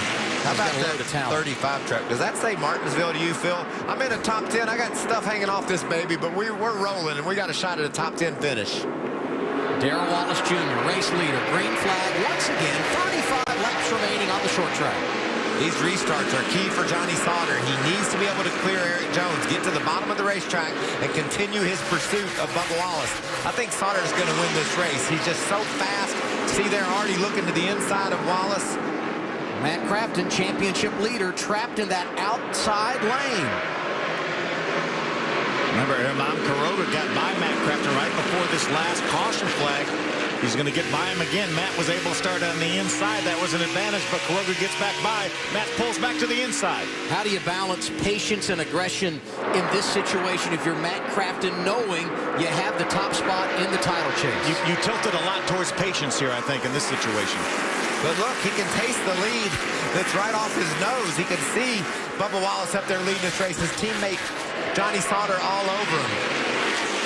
Here's Johnny Sauter, close to contact as they came into the corner, but it's going to be Darrell Wallace Jr. who once again pulls the field off of the corner. Remember, Johnny Sauter said, I need to win all 4 races to get back in this championship hunt. He said the same thing a few years ago when Austin Dillon won the championship. He went to the final race 20 points behind. He led the most laps at Homestead, won the race, and only lost by 6 points. And look at Sauter heating up Bubba Wallace. You talked about close to contact, Adam. That was contact. He knows that he's got to go.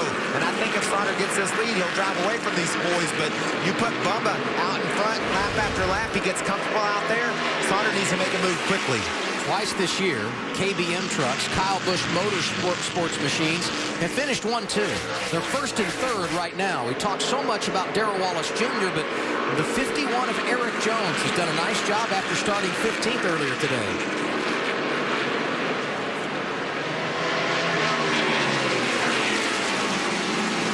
And coming up next on Fox Sports 1 College Football, Florida Atlantic and Marshall doing battle in Conference USA. If you've tuned in to watch some action on the gridiron, you can see that game now over on Fox Fox Sports 2, and we will get you there as soon as we wrap things up here in Martinsville, Virginia. 29 laps to go in the Kroger 200. Johnny Sauter knows that he needs to take every opportunity here with only 29 to go. Now it's going to be 28 laps to go.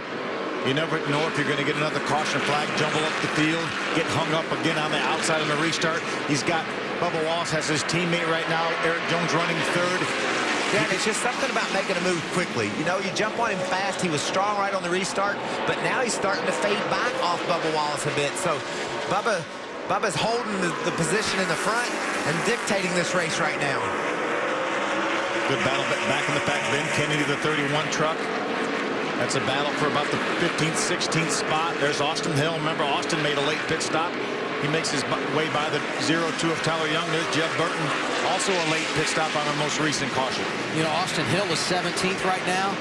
If he can come back and finish in the top 15, you have to consider that an outstanding day, driving that 92 in your first career opportunity. Really already had an outstanding day. Led this race for 21 laps, ran up front. A little bit different pit strategy for his guys. Doing a nice job. Austin Hill, a 20-year-old out of Winston, Georgia. Looks like Johnny Sauter is coming down into the clutches of that 51 of Eric Jones. You see Bubba with a couple truck length lead. How about Armand Quiroga moves to the inside of his teammate Timothy Peters. A little bit of a nudge. They got together here in the spring, and Armand Quiroga with a bump and run goes by his teammate Timothy Peters. We talked about Kroger at the top of the show. One of those Martinsville first-time winners, certainly a possibility, and he's moving toward the front. Look at these Ford teammates, the two Brad Keselowski drivers. They're battling their way back toward the front. The fresher tires on Reddick in the nice spot. Ryan Blaney looks like his truck's coming to him as the laps wind down. He's in 10th. And remember, they had a different game plan yesterday. They saved some tires in practice, hoping it would pay dividends today. We'll see if that helps them in the latter stages. Well, they have an extra set of tires on pit road. They're not going to be able to use them. Even if they put them on, they would lose too much track position. They had that option if the cautions would have fell a different way. Despite that, they are hot here in the late going. 178 of 200 laps complete. 22 to go. As you see the difference from those guys running backside of the top 10 to the race leader, Darrell Wallace Jr. How happy would Bubba be to see the green flag go all the way to the white and then the checkered? I mean, he's got control of this race. He's pulled away from Johnny Sauter a bit. Doesn't want to risk another restart, give those other racers a chance to get on his tailgate. Life is good right now for Jerry Baxter and that Kyle Busch Motorsports team for Bubba Wallace. He leads. This is as clean as we've seen a segment of the race just about all day long. Darrell Wallace Jr. by the start-finish line, and we get our Camping World 20 to go. 180 of 200 laps complete here in Martinsville, Virginia. Only 4 races to go for the Camping World Truck Series in 2014, and Armand Quiroga continues his charge to the front. Got by his teammate Timothy Peters, and now to the inside of Eric Jones, put the 77 up to third. He may have something to say about that front, too, if he can get up there. He's about a second and a half behind right now. There's 19 to go. This guy is rolling. That truck is right. He's fast. He's fought from the back of the field to the front. Talked about this Martinsville Speedway having the characteristics of a road course. Hard onto the brakes into the turns, on the gas up off. He was really fast in Canada at the road race, and now he's closing in on the leaders late here at Martinsville. At Canada, one of his 2 career runner-up finishes, talking about Quiroga. And let's not forget, 8 times at Martinsville, a driver has gotten his first career victory. That's the most of any track. Leaders on the left, on the right, battle for a spot inside the top 5. Timothy Peters is 5th, and Matt Crafton trying to steal that spot away. Right now, Matt Crafton's looking at that spot as a point. Had to get hung in behind the 82 truck right there. Had to pull back behind Timothy Peters. Battle for the lead heating up a little bit. Johnny Sauter's made his way back to Bubba, gives him a bump. Damn it. Inside. Cross over here. Johnny Sauter is there, inside of the 34 of Bubba Wallace. Put Johnny Sauter out front at Martinsville. And here comes Armand Quiroga. As those 2 battle, Quiroga is now in the mix, running third. Quiroga showed poise and patience in that race up in Canada and almost pulled out the victory on the last lap. You don't see a lot of poise or patience here at Martinsville, especially as the laps run down. Can Quiroga get there, and what will he do when he does? And with 15 to go, all 3 of these drivers are going to have to deal with some lap traffic. It's an amazing run by Herman Kroger from the back of the pack here. So hard to do here at Martinsville, Bob. Absolutely, and a little different strategy because they were down a set of tires, having to replace those tires after flat spotting them after spinning in qualifying. But they unleashed him about 15 laps ago, guys, and he has not spoken one word on the radio. However, they have reminded him as they get into traffic here, you are now in third. That's a good spot if we have a green, white check or a caution late in this race. Look at Bubba Wallace getting aggressive as they go around the 08 of Camden Murphy. Remember how... Look at there goes Herman Kroger to the inside, trying to grab the top spot in lap traffic. Is he going to get it into 3? There goes Herman Kroger spinning around with 13 to go. And we get our 11th caution of the afternoon. 4 wide at Martinsville for the lead. Doesn't get a lot better than that unless you're Herman Kroger, and he couldn't hold his lower lane.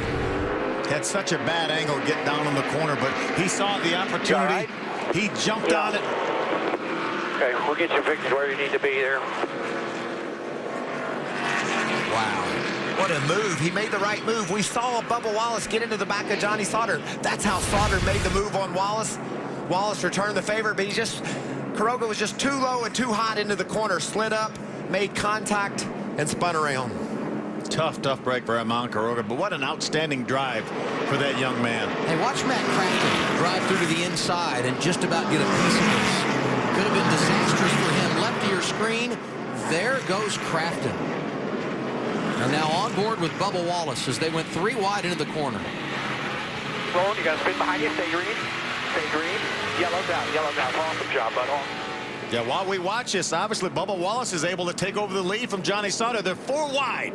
They are still 4 wide. It's just a different one of the 4. That's great action. You talk about Bubba Wallace taking the lead from Sauter. What about our man Alex Gannett? He's up to the 6th spot, right behind Eric Jones. A great run for the young Canadian. Ryan Blaney now up to 8th, back in contention here. And if you've joined us on this Saturday afternoon expecting college football on Fox Sports 1, we will get you down to Florida momentarily. Florida Atlantic taking on Marshall today. That game right now can be seen on Fox Sports 2. 10 laps remaining in the Kroger 200 for the Camping World Truck Series. We are under caution for the 11th time. Crew chief on this 32 truck, Mike Hellman Jr., has had 6 different drivers this year. He's had 9 top 10 finishes. As a matter of fact, the last 3 times that 32 truck has been on the racetrack, they've been in the top 10, looking for 4 in a row here. Talked a lot about spotters last week at Talladega. They're big on the short track at Martinsville as well. Here's the exchange between Bubba and his man on the spotter stand when they were going 4 wide down the back straightaway. 77's on the bottom. Keep rolling, keep rolling. 77 still there. Still there. Keep rolling. You got to spin behind you. Stay green. Stay green. Yellow's out. Yellow's out. Awesome job, bud. Awesome job. It's all weekend, boys. The adrenaline is flowing, I believe, in that 34 truck. Bubba said it's our weekend.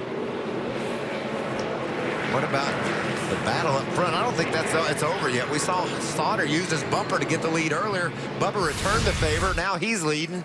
Look, they're 4 wide with 1 lap truck. Oh, let's go to the next one and see if we can all make it. And it's not going to happen. Can't fault the 77 of Kroger for effort, though. And I think you said it, Phil. The door of opportunity was open, and he decided to try to jump right through. He had to take that opportunity. Opportunities to pass in a place like Martinsville can be few and far between.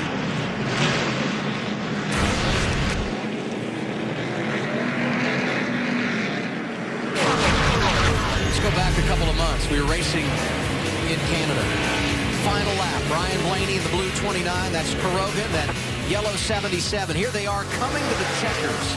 And by that much, it's Ryan Blaney who gets the win and denies Kroger his first opportunity to celebrate in the Camping World Truck Series. Kroger made the pass on Blaney on a right-hander on the outside.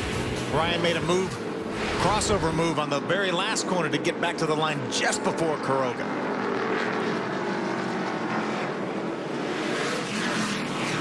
Kroger right now being scored in the 16th position.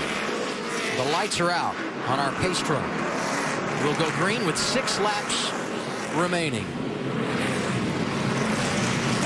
Talked a lot today about some of the unsung heroes in this race. Drivers getting it done. Alex Gannett, third career start, kid out of Canada, is delivering big time. 6th right now. No doubt that would be his career best. And Max Gresham also inside the top 10 in the 9th position. John Hunter Nemechek rebounded inside the top 10. Matt Tiff that we've talked about up to 11. Some great stories in this truck series in 2014. The youth and their excellent racing that they've done. Fans on their feet, and they should be. This one going right down to the wire. Green flag in the air one more time at Martinsville.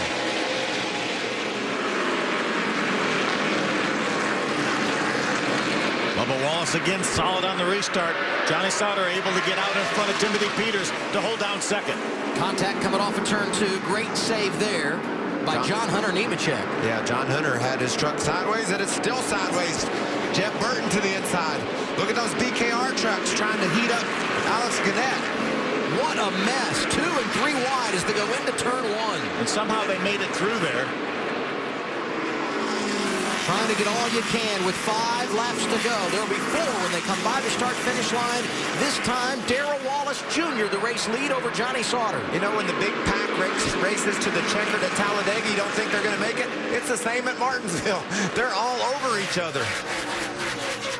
Bubba Wallace with a comfortable truck length and a half lead right now over Johnny Sauter. Johnny Sauter gets sideways. Little help from Timothy Peters, look like. Peters to the inside of Sauter. This is the battle for second. Matt Crafton going to try and drive through as well. Eric Jones waiting in the wings in 5th. Johnny Sauter desperately wanted to get back down the inside, but he saw his teammate Matt Crafton was there. Oh, and Tyler Reddick is... They're all over each other everywhere. Reddick was into the side of Gannett and by him. And they got a spinner. Gresham in turn 4. 2 laps to go. Gresham sitting idle on the track, drives away, no caution, and that's great for Darrell Wallace Jr., who will see the white flag this time coming off of turn 4 with the race lead. Right inside of Sauter. How did he get back up there? Clear by 4. White flag right here. To the win for Darrell Wallace Jr. Ryan Blaney back up into the top 5. And Tyler Reddick coming with him, but they're not going to have anything for Bubba Wallace in that Wendell Scott painted truck. Darrell Wallace Jr., short track sensation, second year in a row. He's going to win it at Martinsville. Another one, God dang, I love you guys. Woo! Yeah, baby! Good job, everybody. Good job. How about that KBM Tundra? Get you some. Hey, you're the man in this place. You're the freaking man in this place. Thank you, guys. I love you. Yes. Got us another one, baby. Tick-tock. Hey, I took his first clock. I helped him with his first clock to his apartment. I don't know. Does he have any room for another one? I don't know if there's room there or not. He might have to bring that over to my apartment.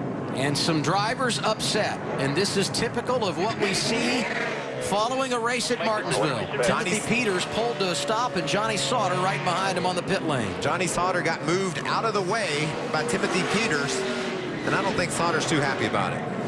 Peters climbs from his truck and wisely leaves his helmet on, and here comes Sauter.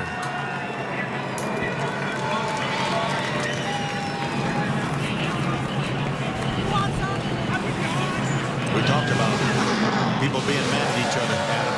How cool is it that that Bubba Wallace wins here in Wendell Scott's truck? This is one end of the emotion. The other is this. Burnout in a truck painted for Wendell Scott by Bubba Wallace. Let's hear from the winning crew chief, Bob.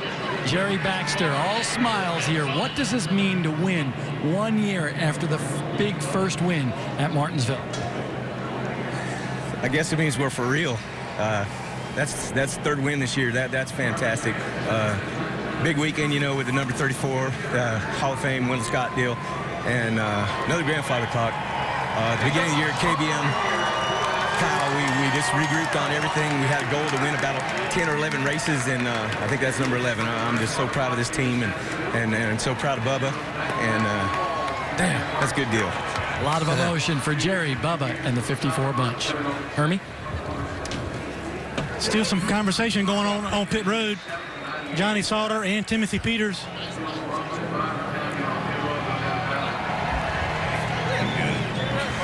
Timothy, Martinsville, Typical contact on the racetrack. Words with Johnny Sauter. What happened on the racetrack? I cut him a break earlier on, and it's just Martinsville. You know what I mean? So I can't thank these guys enough. They prepare a great truck at the shop. We showcased it last week and this week. Great point state for us. Sauter is Sauter, so I'll buy him a beer next week at Texas. But, I can't thank Toyota enough. All the guys that are really associated with this team. Local Performance, Autos by Nelson, Net 10, Autobox, Valvoline, Goodridge. I didn't get them last week because I was so excited, and really excited this week as well. So we'll take it and run the last 3, and whatever the outcome is at Homestead, we'll take it. As Timothy Peters, very exciting finish for the 17. You see Johnny Sauter walking away. How cool was it to see the emotion of Jerry Baxter? Jerry's been around this sport for a long time. He rose to be Bubba's crew chief at Kyle Busch Motorsports. Kyle gives that team everything they need to win races with. They've won 11 times in 2014. That young man, such a solid young racer, great person to hang around with and to meet and to know. That combination of Bubba and Baxter, they could be together for a long time and win a lot of races in NASCAR, and it's fun to watch. So if you're wondering where college football is on Fox Sports 1 on this Saturday afternoon, we're going to get you there momentarily. Florida Atlantic and Marshall doing battle. You can see it right now on Fox Sports 2, and we will send you to football in a moment. First, our updated standings now with 3 races to go. Great recovery by Ryan Blaney. Only loses a couple points to Matt Kraft, and Matt, again, a solid run here, finishes 3rd, comes out here with an 18-point lead. But now we got to say maybe this is a 3-man race, you think, because Darrell Wallace Jr. kept himself in the championship battle, just a few points in the next 3 races each, and he could be right there as well. Let's hear from Matt Crafton, who has the championship lead as we leave Martinsville, Hermie. Good 3rd-place finish. Good comeback for you guys on your track position. First of all, you had a front-row seat for the race in front of you. What did you see there, and did it affect what you had to do at the end? It was just that restart. Whenever a few of the guys stayed out, I'd say 10 guys stayed out, and we got hung back there mired in traffic, and there was 3 wide, and I got slammed. Rear clip knocked off me by somebody behind me, and I was standing on the brakes, and they were trying to drive through it, and said to be where we were at the end of the day, like I said, I'm happy with that, because like I said, we went way, way back at that point, and it was tough to just be smart and save myself to the end, because I know we had a truck that was capable of winning the race, running 2nd. I said, I truly believe it was between 98, 88, or that 34 truck, and we just lost track position, didn't have enough time to get there. Your thoughts after getting through Talladega and Martinsville and maintaining a pretty sizable, not a huge lead, but as good as you were when you came in? Yeah, I didn't lose too much. I think I gained 2, so it is what it is. I said if God willing, we'll be able to hold on to at Homestead, and said if it's meant to be, it'll be. If not, we'll go on and try it again next year. That's Matt Crafton. He comes home 3rd. Matt Crafton won here in the spring.